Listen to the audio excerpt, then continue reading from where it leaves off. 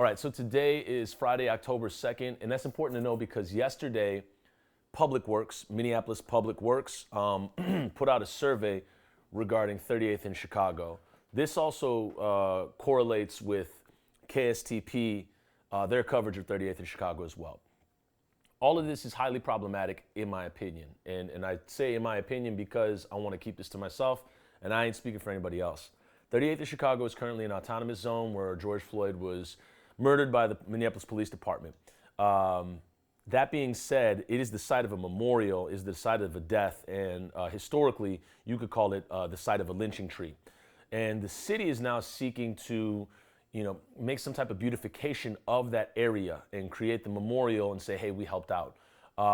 And this is common, for cities to do this. But the idea is that you can't be hero and villain. You can't be murderer and beautifier at the same time. It just don't work like that. However, the city would love to make that gesture or accomplish it. So the thing that I want to speak to today is, we talked about centering whiteness before, right? This is a different kind of centering of whiteness. Most committees, most people involved in official civic engagement in Minnesota and Minneapolis are white. They are white. Most leaders that I've seen leading marches, chants, protests, demonstrations in Minneapolis are black. The divide and the kind of the divide between the two is, the optics are very obvious. So you see a lot of white folks civically engaged, you see a lot of black folks, and you see black folks are civically engaged too, don't get it twisted.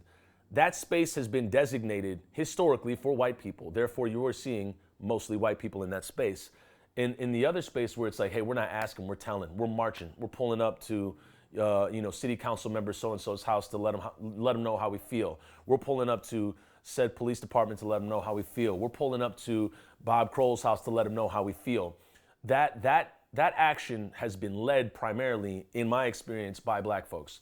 So here's the deal. So when you have a memorial site, 38th in Chicago, where a black man was murdered by the Minneapolis Police Department, a byproduct of white supremacy or a limb of white supremacy, and then you have mostly white folks seeking to beautify that space, that is highly problematic because it seeks to cover up the exact murder that they just committed. So you can't commission a tax-paid murder and then commission a tax-paid beautification of that space. Here's the insidiousness of it. The insidiousness of it is, there is an opportunity for 38th in Chicago to be a pedestrian-only zone.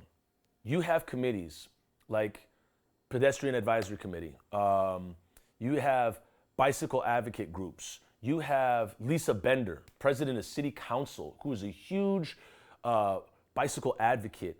And then you have Public Works. All these entities are seeking to, they're basically anti-car, which is fine.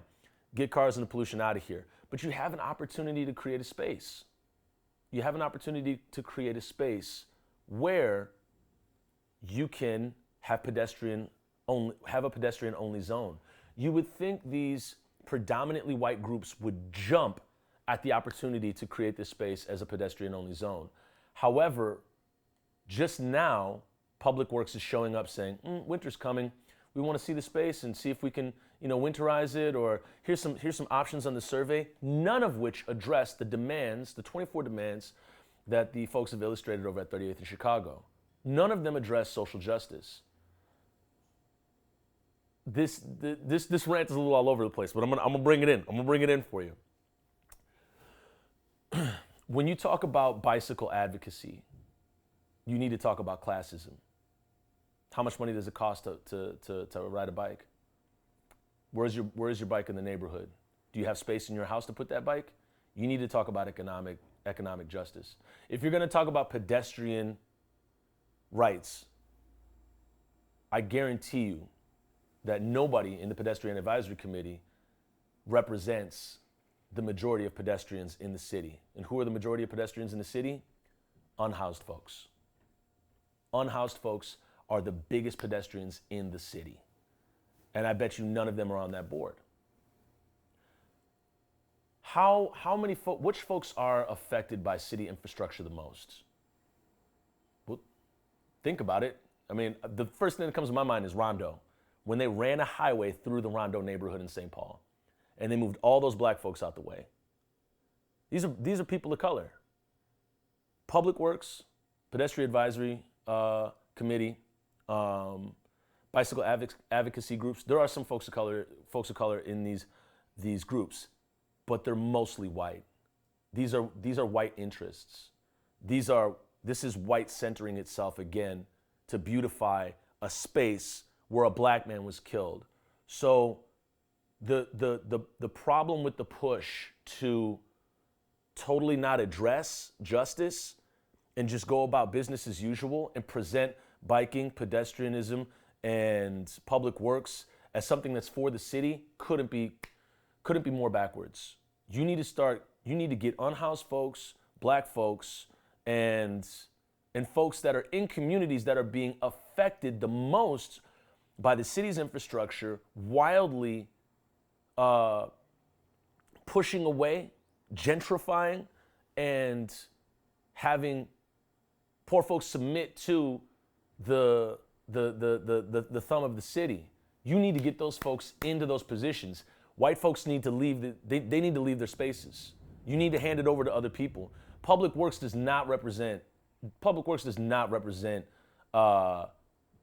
the spaces that they're looking to alter. They do not represent them. So why would they care what they do? Why would they care what that space looks like? Why would they care what justice looks like if they're coming through, not speaking to anybody, and just saying, oh, we're here to do this, hand out a survey that offers 3 options, that none of them which addresses George Floyd? Why? Why would people want to be a part of that? That is so damn exclusionary. It excludes everything. It's dismissive. And that's the reason why I left TPT. There's subjective, objective, and dismissive responses. I can take a subjective response. I can take an objective response. In New Orleans, if somebody says, where I was born, if somebody says, hey, I'm racist, okay, cool, why? Let's talk about it. In Minnesota, there's this thing where it's just, what race? Public Works is showing up like, George who? Never heard of her. They are completely, they're acting as if everybody there forgot. They're acting as if the time that's passed has pacified everything. Oh, I guess we gotta winterize it. Let's figure it out. Let Public Works in. No. Not at all. No, hard no. No. And there are many white people that live in that community as well, but the racism that exists there and throughout the city, one of the most racist states in the country, so you can imagine where Minneapolis is at, the racial disparity is there. So you're not showing up unless you're answering to black folks. You should not be showing up to a lynching tree unless you're answering to black folks. And this zone should be something that pedestrian committees, bicycle committees, Lisa Bender should have been clamoring for from the start. Because they fit your interests. And that's sad because it's justice should be your interest, but because it fits into what you've been caping for so long, this should have been something that you showed up for from the beginning.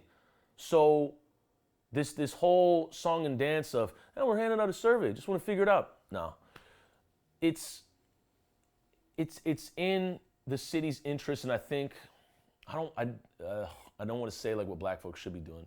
I just think that it's funny that these committees and groups and advocacy groups have not been showing up to the table, and then Public Works all of a sudden wants to show up to the table, and because winter's coming. And it has probably to do with a lot of, $80 million D-line going through 38th Street, and then fiber optics getting put into the ground in the city's interests, and we want to do this, that, and the third. You have to address the injustice that's occurred. You have to. And not only at 38th Street, you need to address it really everywhere. And that's what people are coming to the door for. They're coming for justice.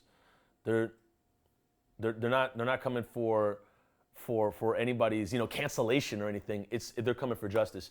And if Public Works can show up and give out a survey that doesn't address anything in the realms of the modern day lynching of George Floyd, well then they can just kick rocks. And then everybody else that's these committees and whatnot, they need to start representing the people that they're actually talking about. Unhoused folks should be on that pedestrian advisory committee. That's just a given. Bicycle advocacy groups should be talking about economic justice right now, like right now. I'm not saying that they aren't, but I'm saying that should be like number one with the bullet. Like, let's talk about who can afford bikes, how we can lock them up and keep them there. All right, I've ranted for too long, but I'm gonna get back to this because I do want to see what Public Works does, and it's cool. You put in a boulevard or a median or something like in the middle of the street. Great. All right, traffic slowed down. Black people are still getting killed by the cops. So let's talk about human infrastructure first, then we'll talk about city infrastructure. Because if you're gonna come here and say, hey, we need to like slow cars down, you also need to slow down white supremacy, first and foremost. So yeah, don't really got a button on that one, but I will be speaking to that again. And you can actually, the survey closes up on October 4th. By the time this comes out, it won't be out. The survey will be done. But we'll be keeping you updated on Public Works and then what's to come for 30th of Chicago. All right. Thanks for watching this video. See you in the next one.